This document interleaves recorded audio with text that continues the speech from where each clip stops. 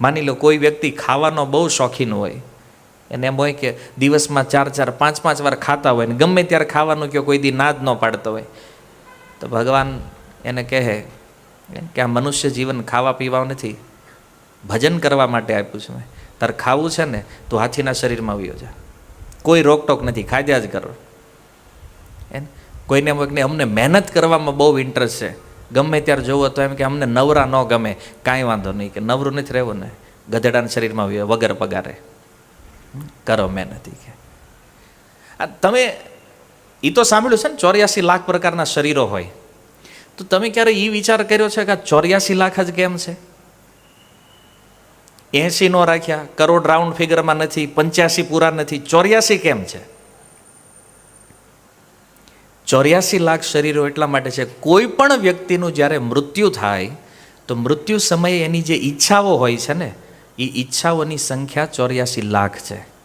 એ 84 લાખમાંથી કોઈ એક ઈચ્છા થાય અને એ પ્રમાણે એને આગળનું જીવન પ્રાપ્ત થાય. એટલે પ્રશ્ન હવે એ આવે કે તો મૃત્યુ સમય આપણને યાદ શું આવે? આખું જીવન જે કર્યું હોય ને એનું જ સ્મરણ મરતા સમયે થાય. ઘણીવાર આપણે જોઈએ છીએ કે કોઈ મરણ પથારીએ પડ્યા હોય ને પછી ઘરવાળાની ટ્રાય એવી હોય કે આ છે ને ભગવાનનું નામ લે, પણ હવે જો આજીવન કોઈ દી એણે ભગવાનનું નામ લીધું નથી, એટલે તમે ભેગા થઈને બોલો ને તો એને તો અંદર એમ થતું હોય કે આ બધા આગા જાય ધારું.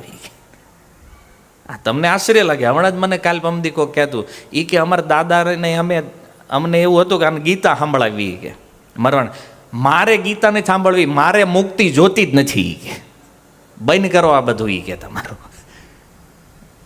બોલો આવાય જીવ છે. હવે તમે કહો આને કઈ રીતે ભગવાનના ધામમાં મોકલવો? આ જાય તો અંતકાળે ભગવાનનું સ્મરણ તો જ થાય જો આજીવન ભગવાનનું નામ સ્મરણનો અભ્યાસ હોય. કારણ કે જેનો અભ્યાસ બહુ થઈ ગયો હોય ને એ વારંવાર સ્મરણમાં આવ્યા કરે. તમે જો ઘણીવાર જે 80-90 વર્ષની ઉંમરે આવ્યા જાય ને, અથવા 90 પાર જે થઈ ગયા હોય, એને જ્યારે છેલ્લે મગજ કામ કરતું બંધ થાય ને તો એની જે 30-40 વર્ષની ઉંમરે જે ઘટનાઓ ઘટી હોય ને એ એને વધારે સ્મરણમાં આવતી હોય. કોઈ ખેતરને યાદ કરતા હોય ને, બળદને યાદ કરતા હોય ને, એ જે વયું ગયું છે 40-50 વર્ષ પહેલાં, પણ એની સ્મૃતિમાં, કારણ કે એમાં એનો અભિનિવેશ થઈ ગયો છે એ ઘટનાઓમાં. એમ જેનો ભગવાનમાં અભિનિવેશ થઈ જાય એને મૃત્યુ સમયે ભગવાનનું નામ યાદ આવે. બાકી આ નામ મરતા સમય લેવું એટલું સરળ નથી. કોઈ એમ વિચારતા હોય કે સારું છેલ્લે એકવાર નામ લેવું અને ઉદ્ધાર થઈ જાય તો મરતા સમયે જોયું જાય છે કે લઈ લેવું ત્યારે. પણ તમને ખબર છે તમે ક્યારે જવાના છો? એ માની લો જ્યારે મૃત્યુનો સમય ત્યારે આપણે શું કરતા હશું, કઈ જગ્યાએ હશું, અને એમાંય હોસ્પિટલમાં હશું તો ભાન જ નહીં હોય. એને વેન્ટિલેટર ચડાવેલા હોય ને આપણે ઓળખતાય ન હોય કોઈને, ઇન્દ્રિયો બંધ થઈ ગઈ હોય, કેવી રીતે સ્મરણ થશે ભગવાનનું? આ બહુ અઘરું છે. સાંભળવામાં જેટલું ઇઝી લાગે છે ને એ કરવામાં એટલું જ અઘરું છે. એટલે એનો અભ્યાસ હોવો જોઈએ. એટલે લોકો ભગવાનનું નામ લે છે. જે લોકો માળા લઈને આખો દી ભગવાનનું નામ સ્મરણ કરતા હોય એ વાસ્તવમાં બુદ્ધિમાન લોકો છે, એ મૂર્ખ નથી. કારણ કે એ પોતાના મૃત્યુની તૈયારી કરી રહ્યા છે. અને આપણે એને જોઈને હસતા હોય, જો ને જ્યારે હોય તો એ માળા લઈને જ આંટા મારતા હોય, અને બીજું કંઈ કામ જ નથી. એ સારું છે, બીજું નથી કરતા. એને ખબર છે કે આ જગતમાં બીજું કંઈક કરશું અને મૃત્યુ સમયે જો બીજું કંઈક મગજમાં આવી ગયું તો ખબર નહીં 84 લાખમાંથી કયું શરીર આવશે અને ક્યાં જવું પડશે. તમે વિચાર કરો, આજે મનુષ્ય જીવનમાં છીએ અને સીધું જ પશુઓમાં જવું પડે. આ સારું છે? કોઈ જવાની ઈચ્છા રાખે? આજ મનુષ્ય છીએ અને આગલા જન્મમાં બળદ બનવાનું કોઈને પસંદ આવશે? નહીં આવે. અને કોઈ વ્યક્તિ એમ કહી દે ભાઈ આવું બધું એમ માનતા નથી કે ભાઈ મર્યા પછી કાંઈ હોય, બીજો જન્મ હોય, એવું બધું હોતું જ નથી. તો એના માટે શાસ્ત્ર એટલું જ કહે છે, તમે માનો કે ન માનો એનાથી કાંઈ ફરક થવાનો. ભગવાન કહે છે ધ્રુવમ જન્મ મૃતસ્ય છે, જેનું મૃત્યુ થયું છે એનો પાછો જન્મ પણ થવાનો છે. આ નિશ્ચિત છે. પણ કયા શરીરમાં થશે એ ખબર નથી. જરૂરી નથી આજે તમે મનુષ્ય છો તો પાછા મનુષ્ય જ થશો. અનેક જન્મની અંદર અનેકો યોનિઓની અંદર ભ્રમણ કરી અને આપણે અહીંયા આવ્યા છીએ. અને એટલા માટે પ્રહલાદ મહારાજ કહે છે ભાગવતની અંદર, દુર્લભમ માનુષમ જન્મ. આ મનુષ્ય જીવન છે ને દુર્લભ છે, વારી ઘડીએ મળતું નથી. અને જો આપણે આનો ઉપયોગ ક્યાં કરીએ છીએ? ખાવા પીવા ઊંઘવામાં. આના કેટલું દુર્લભ છે જાણો છો?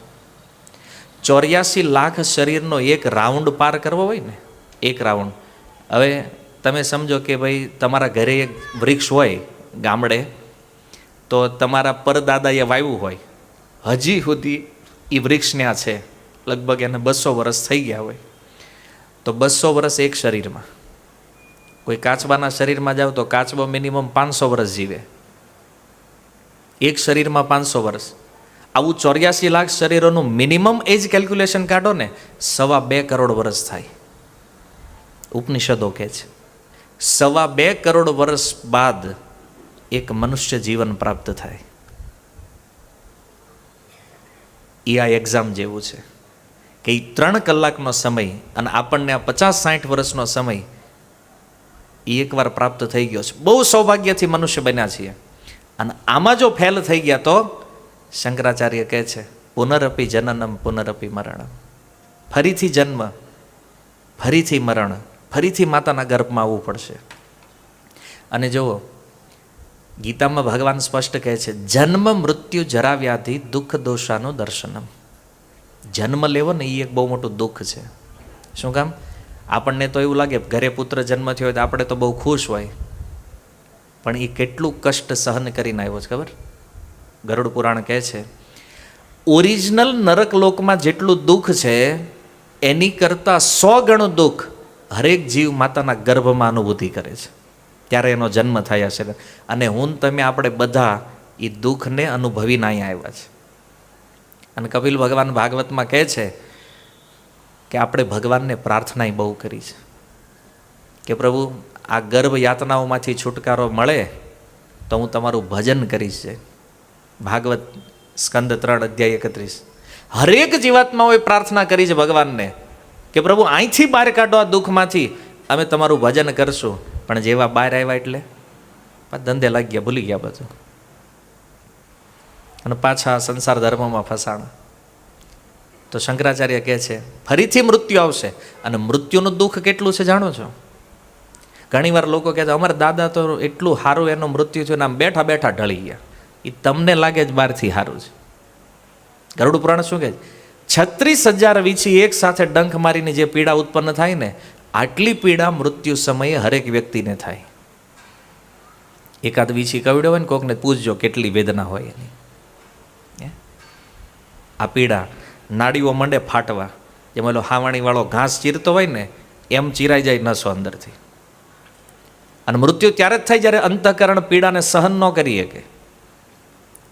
અને એટલે એ આત્મા જે છે એ પછી શરીરમાંથી નીકળી જાય. આપણને એમ લાગે બેઠા બેઠા, પણ એણે કેટલું દુઃખ અનુભવ્યું છે અંદર એ કેવલ મરનાર વ્યક્તિ એક જ જાણતો હોય છે. અને દુર્ભાગ્ય જુઓ, આખું પરિવાર ઊભું હોય ફરતે બેડની આસપાસ, છતાં આપણે કાંઈ મદદ એને ન કરી શકવી. અને આમાં આપણું કાંઈ હાલે નહીં. ગમે એટલો રૂપિયો હોય, ગમે એટલી સત્તા હોય, ગમે એટલું નામ હોય, પણ એના દુઃખને એક તલભારે આપણે ઓછું કરી શકવી નહીં. આ સમસ્યા છે, આ અસલી સમસ્યા છે. આજે જુઓ, મોટા ભાગે ભારત વર્ષમાં જ્યાં જોવો ત્યાં લોકો મોંઘવારી છે ને બેરોજગારી છે ને રોટી કપડાં મકાન માટે બૂમો પાડે છે. અસલી સમસ્યા રોટી કપડાં મકાન નથી, અસલી સમસ્યા જન્મ મૃત્યુ જરા વ્યાધિ છે. અને આનો ઉકેલ જેને મળી ગયો છે, આ દુનિયાનો સૌથી બુદ્ધિમાન માણસ છે. અને આપણે એમ માનતા હોય કે બહુ પૈસા કમાઈ લીધા તો આપણે બુદ્ધિમાન છીએ. અરે મૃત્યુ એક ઝટકામાં બધું છોડાવી દેશે. જેને મારું કરતા હતા ને બધું પડ્યું રહે, અને એક સમયમાં નીકળી જાવું, બીજો જન્મ પશુમાંય થઈ જાય અને ખબર નહીં રહે સંપત્તિ ગઈ ક્યાં. આ દશા છે. જો એટલે હંમેશા એ ટેન્શનમાં ન રહ્યો ભવિષ્યમાં શું થશે. ટેન્શન એ છે કે અહીંથી ગયા પછી આપણું શું થવાનું છે. એટલે ભગવાન કહે છે અર્જુન, અર્જુન ફોકસ આની ઉપર કરવો જરૂરી છે. જન્મ મૃત્યુ જરા વ્યાધિ. અને આ કોમન સમસ્યા છે. આખી દુનિયામાં જેટલા પણ જીવ છે આ બધાની વાહે આ 4 સમસ્યા લાગેલી છે. જો જન્મ બધાનો થયો છે, બધા ધીરે ધીરે શરીરો મોટા થાય છે, જરા રોગ, આ દુનિયામાં એવો કોણ વ્યક્તિ છે જેને જીવનમાં ક્યારેય રોગ જ ન આવ્યો હોય? છે અહીં બેઠા એમાંથી કોઈ વ્યક્તિ કોઈ દી બીમાર ન થયા હોય એકવાર રીતે? નથી. અને ભવિષ્યમાં મૃત્યુ, આ સનાતન સત્ય છે. સમજમાં આવ્યું? આ અસલી સમસ્યા છે. એટલા માટે શ્રીમદ ભાગવતમ કહે છે, યજ્ઞે સંકીર્તન પ્રાય યજંતી સુમેધસ. કોણ બુદ્ધિમાન છે કળિયુગમાં? તો કહે છે જે સંકીર્તન યજ્ઞ દ્વારા ભગવાનની પૂજા કરે છે, ભગવાનનું ભજન કરે છે.